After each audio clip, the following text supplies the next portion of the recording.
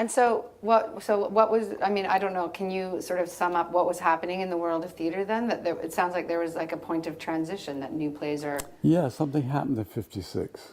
What happened? Well, there was the Suez War, which was ridiculous. Big demonstrations and all that. Beckett's play Godot had been done some years earlier with a lot of success, and he got super rich. So a lot of playwrights thought we could write something that was worth writing and make money. And then there's a political disturbance. And then the socialist government had promised us there'd be no more slums and stuff. But then the conservatives took over, a bunch of rich arseholes basically against the poor. Well, you can see it now in America. They want the poor to die because they're a nuisance. So we went from a socialist dream world to a conservative reality, and it stirred everything up. So round about the mid-50s, everything was shifting, and it didn't really reveal itself until the 60s. Oh, and all the West Indians arrived with lots of pot plants like that one over there. Yes, go on. Yeah, well, so pot arrived. Pot arrived in London. That was right. And theater got interesting. Yeah, that was a help. And people who would have been stupid drunks before tended to go to pot, quite a lot of them. And that doesn't have the same terrible effects alcohol does. But it's a Christian culture, so they like alcohol here. Yeah. Yeah. So you're reading plays, the modern plays are there. Yeah. Beckett used to send his plays personally to me because he was told I understood him. So I don't know the story of how you met Beckett. Actually, I'll get out of order here. Okay. Yeah, Roger Bland, who did Beckett's second play in France, it was called, oh God, I can't remember anything anymore. Endgame. Found something or other. And at the same time, oh yes, God. And we brought the French production to London for, I think, maybe 1 or 2 performances. And the cast, and John Osborne and Colin Wilson and me and Beckett and George Devine ran the theatre, were in this ghastly smoke-filled room in Devine's house. And I sat by Beckett, who sat all the time with his hands like that, and mostly with his head down and didn't say much. And I kept throwing up, and at the time I thought I was allergic to alcohol, but it was the smoke. But I wasn't going to leave and go home, because I once, maybe Beckett would say something. But he never did. He just sat there, sort of between the French and the English. I think because he had to be there. Right. It's like it was a social obligation, but he didn't have the chat. And then as we left and as I was leaving in the hall, he said, "Will you have lunch with me tomorrow?" Which freaked me out. No kidding. So then he used to invite me to lunch occasionally. He didn't like eating alone. So what's lunch like with Beckett? Oh, long silences. That's why he liked having me to lunch.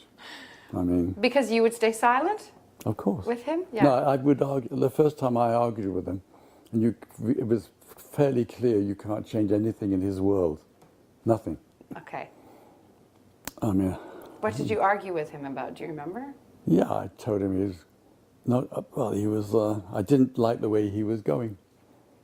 I thought somehow, yeah, he started off with interesting, well, like novels, like, the first novel starts off with somebody masturbating in a wheelchair. That's quite nice. I forget what it was called. And then his writing got more and more obscure and no paragraphs. It's hellish to read. Like what? I don't think I've met them. But I do like what. Okay. So but it's a hell of a difficult thing to read the damn thing.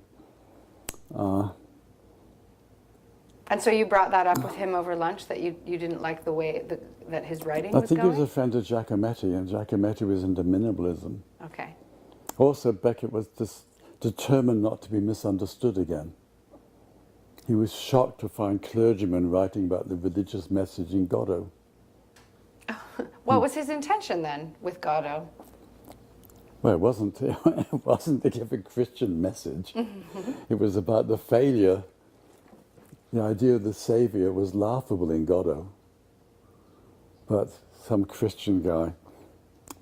Then there was a theatre of boredom, which people wrote articles about, because they saw bad productions of Godot. Oh, I've seen some bad productions of Godot. My son, my 6-year-old son, saw the first act of Godot when I did it, and never forgot it. Really liked it.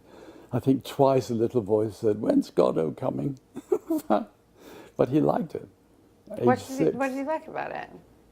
He was well directed. Yeah, well, I Yeah. have always been out of town. I know of 2 times that you've done Godot. Yeah, but you know But I've heard that your Godot is incredibly funny.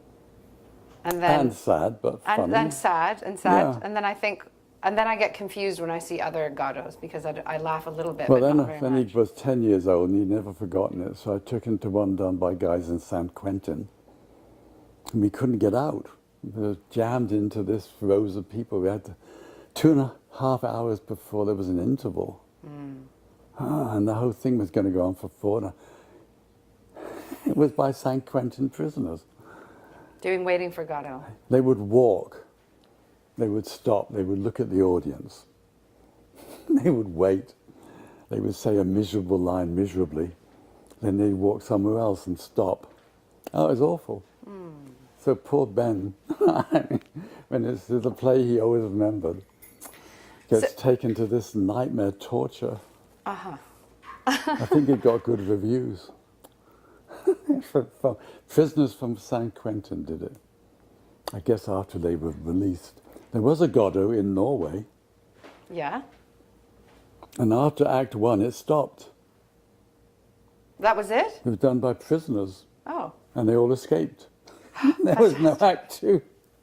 I think that's true. I'm going to Google that now. I hope that's true. I bet it's true. Uh-huh.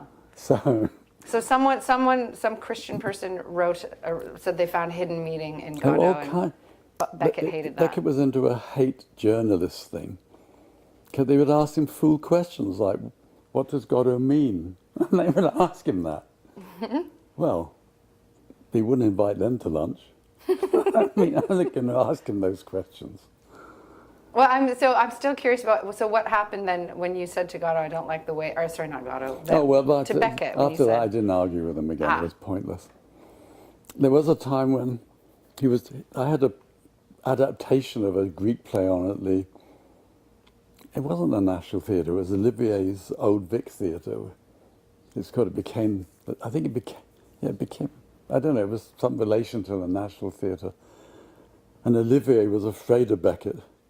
And Beckett was doing a thing called play, directing it himself. And they were talking so fast that no one could understand the dialogue. Well, he knows the dialogue, so he can understand it. And Billy Whitelaw and Bob Stevens and somebody else all sitting in vases, just their heads sticking out. Were desperately learning it so that they could say it at the pace he demanded. And Olivier said, "This is impossible." Got Gaskell to talk to Beckett, but Gaskell didn't know Beckett, so he got me to come along to talk to him. And that was another time we tried to persuade Beckett of something. Did it work? You don't have a baby, do you? Me? No, I don't have a baby. But if you saw your baby being dipped into molten lava, you'd protest, wouldn't you? Probably. You wouldn't like it. I wouldn't like it. Beckett was a bit like that. Nothing could be changed. And it was very worrying for him, because I'm saying, you know the text, and you can't judge because you know the text. And That's a fair point. I know, he can see it's a fair point, but he can only rely on himself. Like, he's the person who only knows when it's right for him. Yeah. So that was the last time anyone really tried to argue with him.